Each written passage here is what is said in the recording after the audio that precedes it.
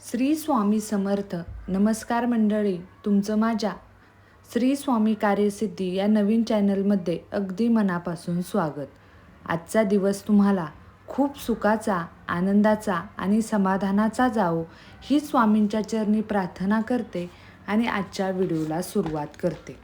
शास्त्रामध्ये सांगितलं जातं की कलश स्थापनेशिवाय देवघर हे अपूर्ण असतं. महालक्ष्मीच्या पूजेला आपण कलशाची स्थापना करतो.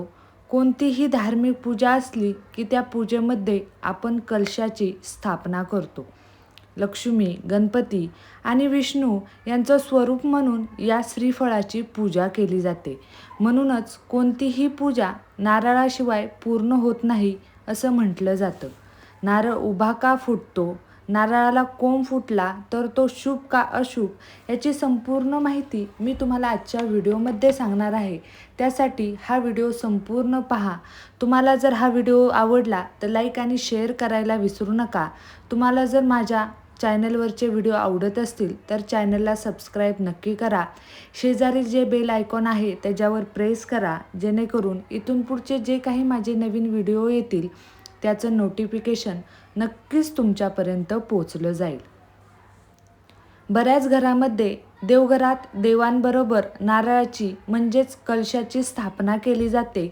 या नारळाला पुरेसं पाणी मिळाल्यामुळे त्या नारळाला कोंब फुटू लागतो. त्या कोंबातून नवीन रोप तयार होतं. देवघरातील नारळाला कोंब फुटणे हा खूप शुभ संकेत मानला जातो. अध्यात्मामध्ये नारळाला कोंब फुटणे याकडे सकारात्मक ऊर्जा म्हणून पाहिलं जातं. एखाद्या शुभ प्रसंगी नारळाला जर कोंब फुटला तर साक्षात लक्ष्मीचा वास आपल्या घरात आहे असं म्हटलं जातं. शास्त्रानुसार नारळाला श्रीफळ सुद्धा म्हटलं जातं. म्हणजेच काय तर श्री लक्ष्मीचं फळ. आपण जेव्हा नारळ फोडतो त्यातून निघालेल्या पाण्याला अमृतासमान मानलं जातं. म्हणूनच या नारळाला पूजा, यज्ञ, हवन, प्रसाद या सगळ्याच ठिकाणी वापरतात.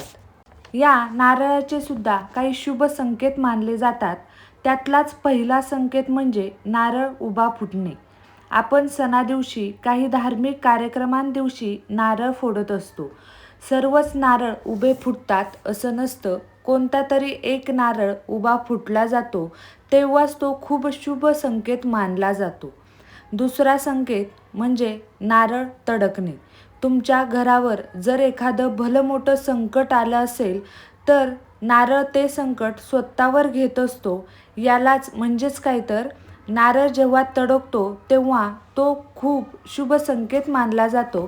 कारण तुमच्यावर येणारं संकट तो स्वतःवर घेत असतो आणि तुमची काळजी घेत असतो. म्हणून हा खूप शुभ संकेत मानला जातो. तिसरा संकेत आहे तो म्हणजे नारळ खराब निघणे.